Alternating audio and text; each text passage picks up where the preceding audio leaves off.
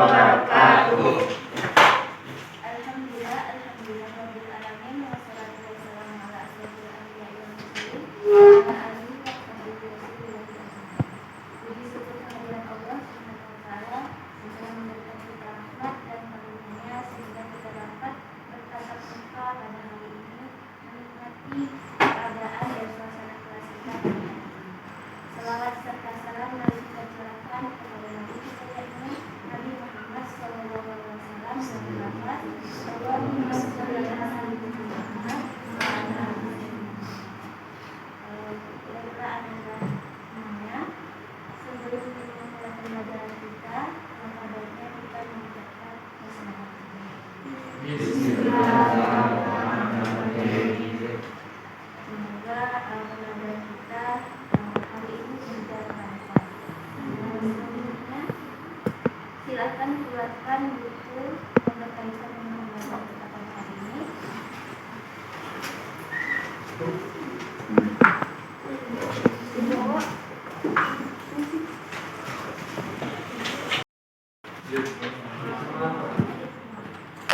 Alhamdulillah, semoga akan terus seperti ini ya Ananda, harus hadir dalam pembelajaran karena Ananda sudah memasuki kelas 12 dan mungkin Ananda tinggal beberapa bulan lagi berada di SMA Negeri 1 Sidoarjo. Jadi maksimalkan pembelajaran Ananda. Apa yang disampaikan oleh guru terima dengan sangat baik, dan apa yang disuruh oleh guru dalam pembuatan tugas ataupun mengerjakan PR tolong diikuti dengan maksimal. Karena Ananda sudah kelas 12, tidak ada waktu lagi untuk main-main. Bisa dipahami Ananda?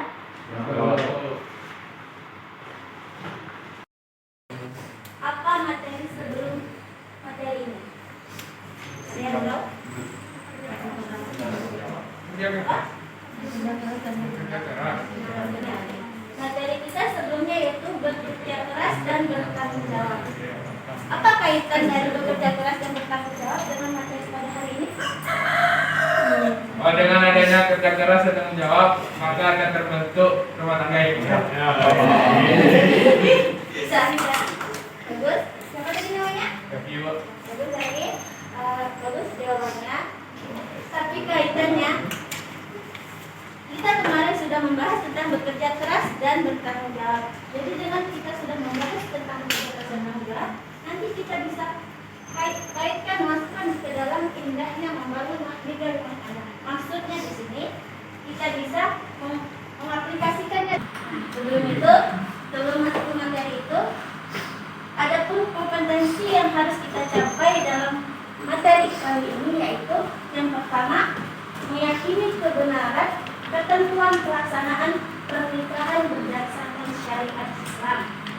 Yang kedua, menunjukkan sikap bersatu dan kebersamaan dalam lingkungan masyarakat sebagai implementasi ketentuan pernikahan dalam Islam.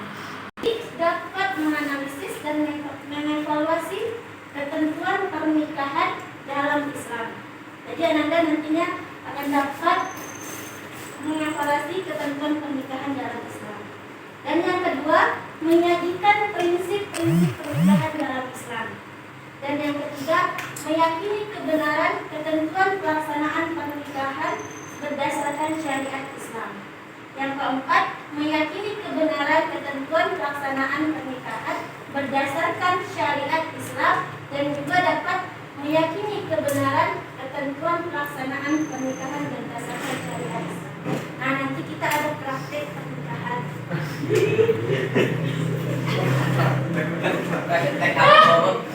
Hidup kabel, Pak. Ya. Nah, masuk ke materi. Apa itu pernikahan? Ada yang tahu? Apa itu pernikahan? Ada yang pernah menikah? Coba Zaki, apa pernikahan? Zaki, Pak. Ya. Menyatukan dua insan dari bangsa yang berbeda. Ada yang lain? Ada yang lain? Pendapat yang lain?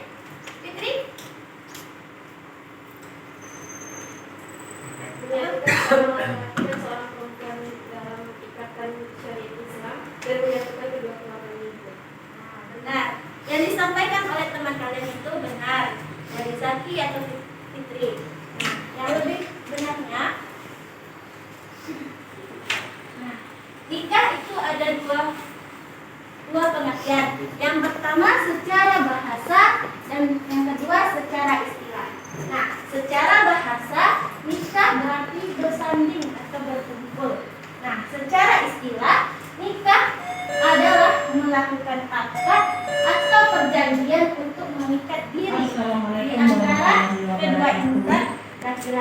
Mohon maaf Bapak Ibu yang mengajar.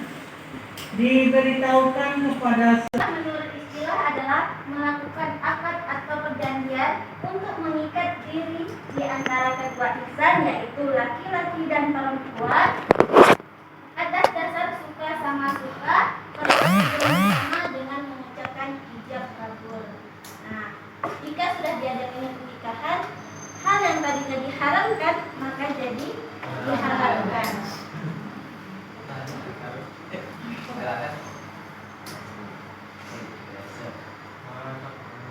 Dengan diikatnya antara laki-laki dan perempuan dalam ikatan pernikahan, mereka sah menjadi sepasang suami istri, sehingga sah pula hubungan yang dahulunya diharamkan. Sehingga dengan adanya pernikahan, hilanglah perbuatan yang diharamkan seperti zina tadi. Bagaimana dalam firman Allah, yaitu wala taqrabuz zina innahu kana fahisha wa sa'a sabila. Dan janganlah kamu mendekati zina, karena sesungguhnya zina adalah merupakan jalan yang sejelek-jeleknya jalan. Ada yang tahu apa saja perbuatan yang mendekati zina? Dikatakan ya? Pacaran seperti orang pacaran, berpegangan tangan yang dengan lawan jenis yang tidak Semuanya. Ada lagi yang bisa menambahkan? Itu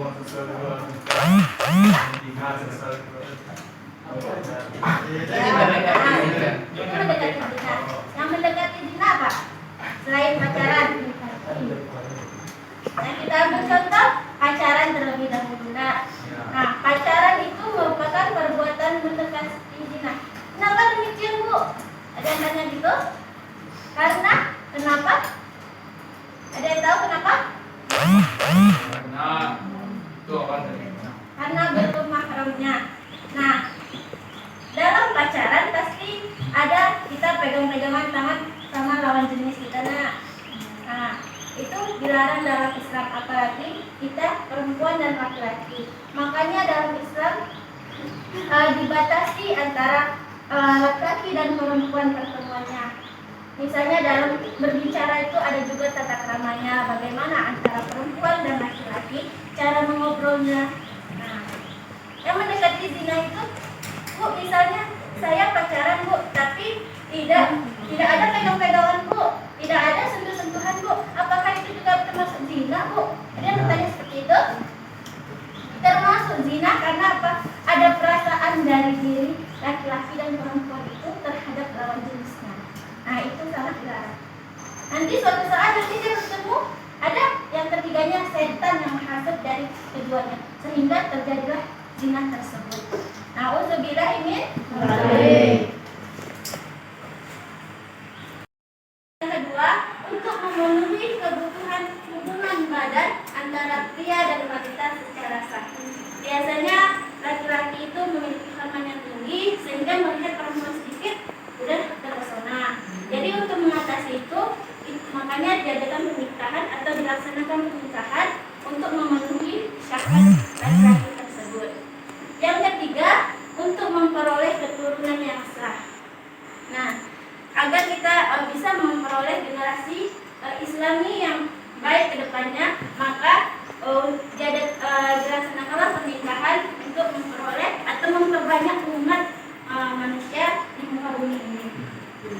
Yang keempat, untuk mendapatkan ketenangan jiwa, rasa cinta, dan kasih sayang. Nah, dengan nikah kita bisa sama suami atau istrinya nanti, jika istrinya punya sedikit masalah dalam urusan pekerjaannya, ke suami berbagi cerita. Jadi bisa saling berbagi cerita sehingga ada solusi ditemukan di sana. Berbeda dengan yang pacaran. Kalau yang pacaran tidak ada hak di dalamnya untuk mereka saling berkomunikasi, malah nanti yang ceweknya nangis ke cowoknya, nah cowoknya sendiri diikutin sama ceweknya. Bahkan perkara keluarga diceritakan cewek ke cowoknya sehingga nanti terpengaruh oleh lingkungan si cowoknya. Jadi itu tidak baik ya Nanda. Jadi sebisa mungkin Nanda hindari yang namanya pacaran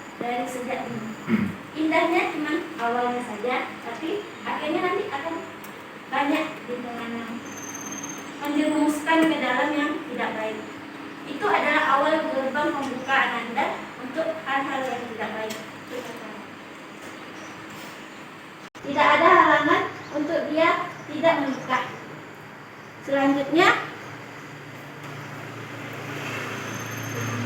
Selanjutnya sunnah.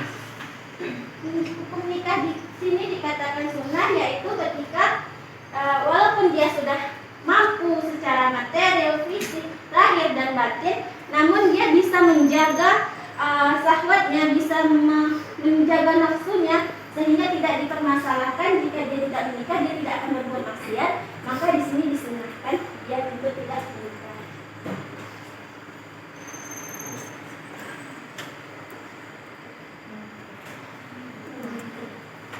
Selanjutnya mubah di sini dia dibolehkan menikah dan dibolehkan tidak menikah.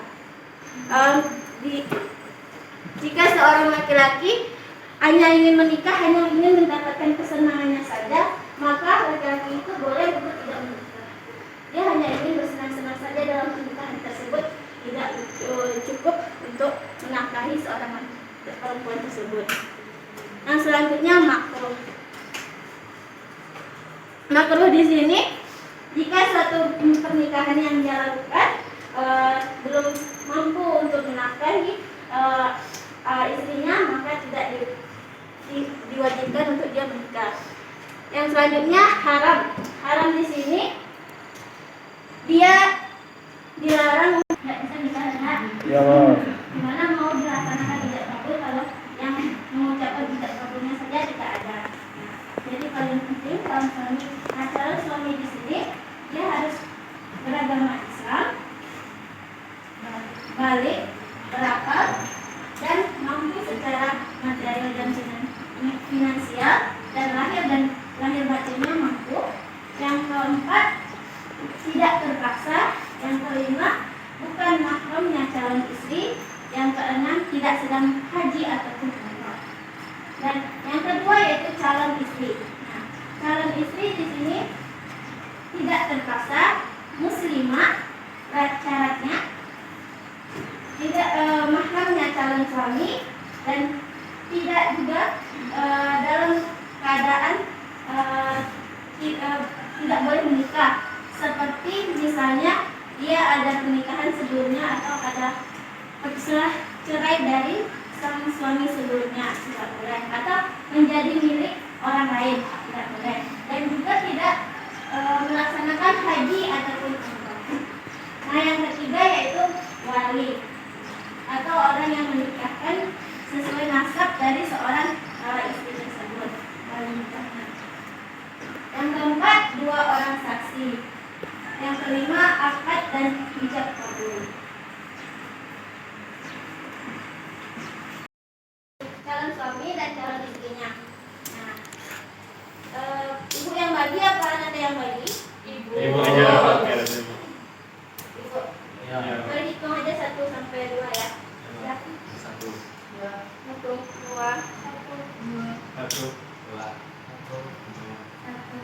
2, 1.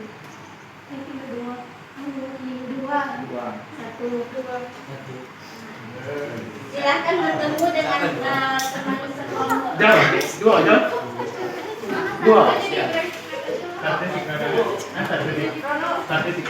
Tidak usah angkat kursi, tinggal berdiri aja dan tempatnya.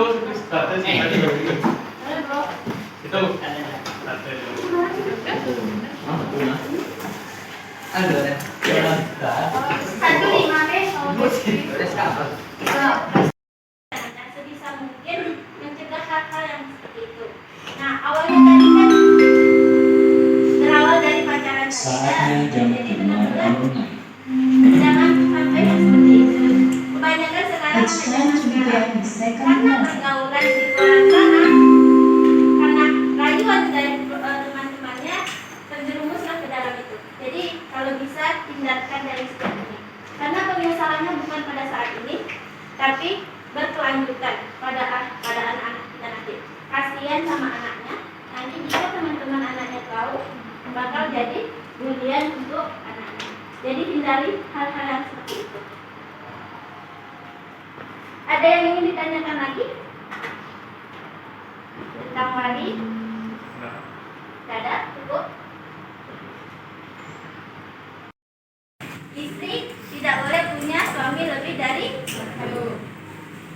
Ada yang bisa jawab? Nanti kalau anaknya suka dari bapaknya. Nah, ada lagi yang bisa jawab? Ada lagi? Kalau laki-laki yang poligami itu mampu menafkahi keduanya. Ya? Kalau istri itu tidak mungkin menafkahi suami. Ada lebih loh. Ada lagi? Tambahan? Ada? Yang bisa menguatkan? Nah, yang disampaikan temannya tadi udah bagus, benar yang disampaikannya. Kalau misalnya istri banyak suami, nanti anaknya bingung. Mana bapaknya? Nah, yang kedua, kalau suami lihat pada zaman sekarang, banyakan perempuan atau banyakan laki-laki? Perempuan. Nah, banyakan perempuan kan?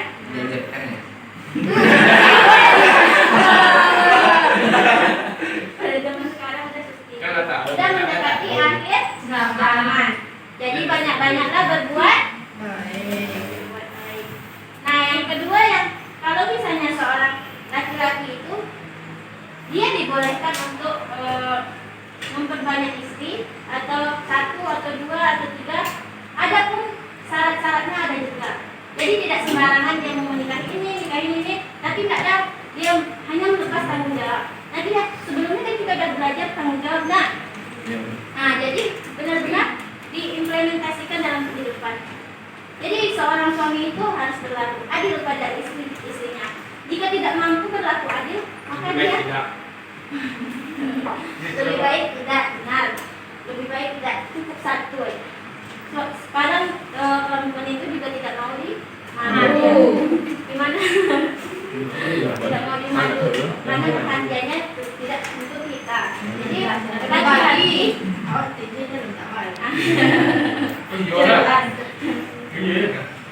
jadi laki-laki benar-benar harus satu. Kalau misalnya tidak bisa berlaku adil, cukup satu. Ada lagi yang ingin ditanyakan? Ya kan pernikahan dalam syariat Islam itu harus yang laki-laki harus Islam, yang perempuan itu harus Islam. Kalau misalnya nikahnya beda agama itu berarti tidak sama. Itu ada materi kita berikutnya, jadi sabar ya. Kita masuk ke materi yang ada dulu. Itu ada materinya nanti. Ada lagi pertanyaan cakap ini? Silakan Fitri. Kan ada hadis tentang siapa yang berhak terhadap seorang. Itu ayatnya sampai yang menikah, jadi dia milik suaminya. Terus siapa yang berhak atas seorang laki-laki? Berarti ibunya. Kenapa berbeda gitu Bu? Sedangkan suami milik ibunya sampai dia meninggal, sedangkan istri bisa berpindah kepada suaminya. Ada yang tahu? Ada yang mau bantu jawab? Karena kasih ibu supaya masalah. Yang pertama, karena laki-laki surganya berada di telapak kaki ibu. Dan laki-laki itu punya kewajiban jika walaupun dia sudah menikah, dia wajib menafkahi ibunya juga. Dia harus berlaku adil juga terhadap ibunya dan istrinya. Jadi kita sebagai seorang istri tidak boleh melarang si suami untuk tidak peduli sama ibunya. Jadi laki-laki itu memang masih anak dari ibunya. Nah kalau si istri, karena si istri udah dilepaskan ke tanggung jawab si suami, jadi si istri itu memang harus patuh dan taat kepada si suami tersebut. Gitu. Nah, ada lagi Fitri? Nah, ada lagi yang ingin ditanyakan? Di kewajiban seorang istri itu wajib menjaga dan memelihara kehormatan suami dari anak-anak, mengabarkan kalau mau pergi. Sedangkan di zaman sekarang ini banyak kita lihat suami yang tidak menjaga rumah tangganya, banyak pergi ke sana kemari. Bahkan ada yang bilang kan suami itu tidak wajib untuk mengabari istri ya dok. Kembali lagi kepada laki-laki. Kalau jika laki-laki yang baik, pasti dia akan menjaga istrinya. Seperti tadi kan kewajiban seorang suami adalah membimbing, menjaga, atau membina istrinya. Jika suaminya tidak bisa membimbing diri dia sendiri, bagaimana dia bisa membimbing si istrinya. Jadi benar-benar harus mencari laki-laki yang benar-benar bisa sevisi dan semisi dengan kita nantinya, yang benar-benar membina. Jadi benar-benar kemampuan kita perbaiki diri kita dulu, gimana insya Allah jodoh akan mencerminkan diri kita. Ada lagi? Ada lagi? Zaman sekarang ini kan udah banyak wanita kader, Mbak. Jadi yang kadang-kadang ada di keluarga tuh yang mencari nafkah perempuan loh, yang mencari nafkah setelah lahir loh.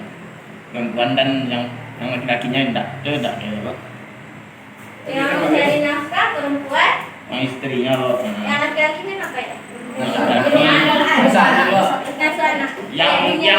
Yang kewajiban bersama tadi bukan nyapu, cuci. Itu kan kewajiban bersama, tapi kan kewajiban si suami tadi, jika si suami itu paham atas kewajibannya, pasti dia berusaha untuk melaksanakan kewajiban tersebut. Jika misalnya ada yang perempuan yang menafkahi si suami, mungkin karena si istrinya kerjaannya lebih bagus daripada suami, sehingga kadang si istrinya lebih merendahkan si suami. Nah, kembali lagi kepada diri si suami ataupun si istri tersebut, harus sama-sama sadar apa kewajiban masing-masing. Jadi hal-hal yang seperti itu bisa dibicarakan secara baik-baik.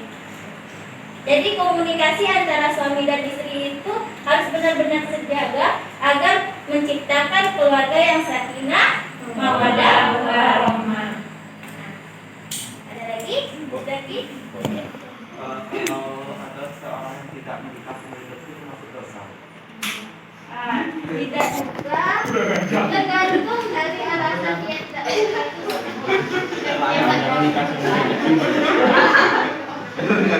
Ada yang jangan. Tadi kan kita sudah membahas dari tadi perhatikan. Tadi kan kita udah membahas tentang hukum-hukum dari menikah. Yang pertama apa tadi? Wajib, sunnah, mubah, makruh, haram. Nah, jadi harus tahu hukum-hukum tersebut. Mungkin ada alasan tertentu yang tidak bisa membuat dia tidak menikah. Mungkin kita walau alam hanya dia yang tahu enggak. Jadi kita walaupun orang yang seperti itu, alasannya hanya dia yang tahu, kita hanya bisa menerima. Jangan ikut menghakimi atau menghujat dia nantinya. Dia tidak menikah, kenapa ya? Ini nggak laku atau gimana? Itu hanya alasan dia. Mungkin jodohnya belum ada dari Allah. Ada lagi? Tapi begitu lah kalau pada enggak menikah, Bu. Ini masalahnya masa tua tuh siapa yang mengamankan lagi gitu ya. Iya. Nggak ada anaknya nanti Iya. Iya gitu ya. Nggak ada menambah keturunannya. Ya. Itu tergantung dari diri kita. Kembali pada diri kita, mana yang baik untuk kita lakukan. Nah, Bismillahirrahmanirrahim. Assalamualaikum warahmatullahi wabarakatuh. Waalaikumsalam warahmatullahi wabarakatuh.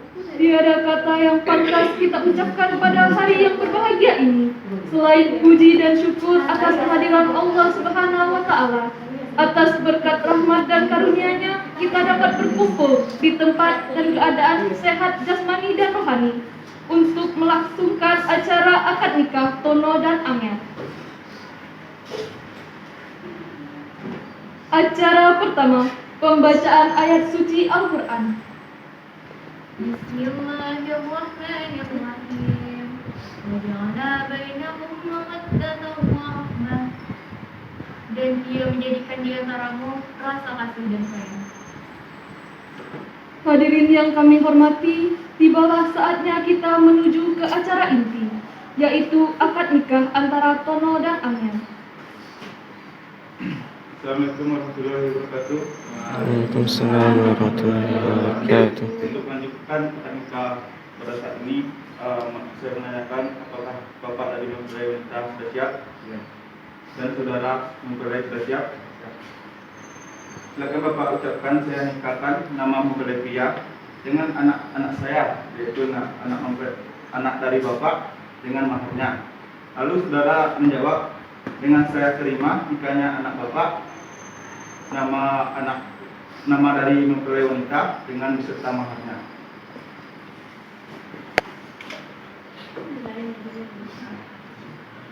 Saya nikahkan dan kawinkan saudara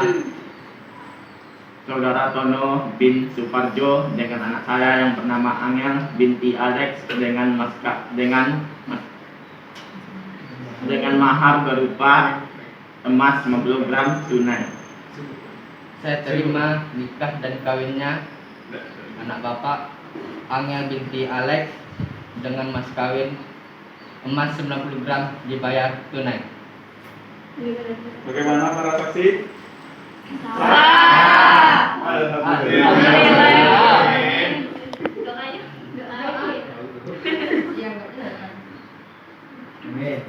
Di mempelai wanita untuk memasuki ruangan.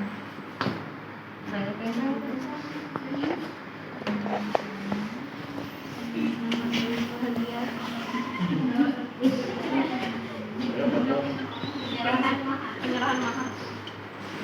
Saya foto bersama.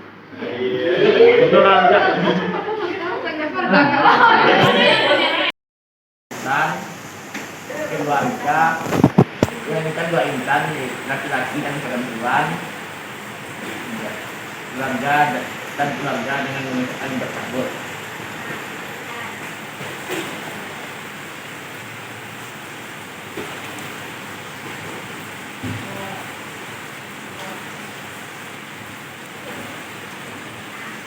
Benar yang disampaikan oleh Mukon dan Zaki itulah pernikahan. Nah, ada lagi yang ingin menyempurnakannya? Tidak ada? Nah, tadi kita sudah membahas tentang pengertian pernikahan, rukun, bahkan hukum dari pernikahan tersebut. Nah, Ibu harap apa yang sudah disampaikan bermanfaat bagi Ananda dan bisa Ananda praktekkan nantinya di masa yang akan datang. Ada di masa yang sekarang. Jadi ada gambaran dari budaya Ananda. Bisa nanti Ananda buat saya praktekkan apa yang saya dapatkan. Jadi tidak ada keraguan lagi dalam praktekkan nanti. Nah, sampai sini ada yang ingin bertanya? Tidak ada? Nah, kalau Ibu cukupkan materi pada hari ini sampai dengan hikmah dari pernikahan. Semoga apa yang Ibu sampaikan dapat bermanfaat bagi Ananda dan apa yang salah dari Ibu itu datangnya dari Ibu sendiri dan yang baik itu datangnya dari Allah. Ibu mohon maaf jika ada kesalahan Ibu dalam menyampaikan materi ataupun kesalahan Ibu dalam mengumpulkan materi. Ibu mohon maaf, dimaafkan. Mungkin sekian dari Ibu. Wassalamualaikum warahmatullahi wabarakatuh. Waalaikumsalam warahmatullahi wabarakatuh.